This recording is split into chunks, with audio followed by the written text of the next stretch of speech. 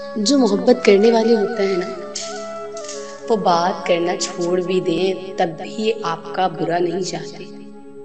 इंसान जिससे मोहब्बत करे उसका अक्स बन जाता है। ये दुनिया है, यहाँ खालिस मोहब्बत सिर्फ मैयत को मुयस्सर है। जो कीमती चीज़ें हमें बिन मांगे मिल जाएं, बदकिस्मती से हम उन्हें कीमती के ज़ुमरे में रखते ही नहीं। और पता है, मोहब्बत भी तो एक शुगल है बेकार लोगों का। मनचाहा इंसान हर मर्ज का इलाज होता है। रिज्क हो या मोहब्बत, कदर ना करो तो खुदा छीन लेता है। किसी को दिल में रखना, इजहार न करना और खामोशी से उसके लिए दुआ करना, ये भी मोहब्बत है।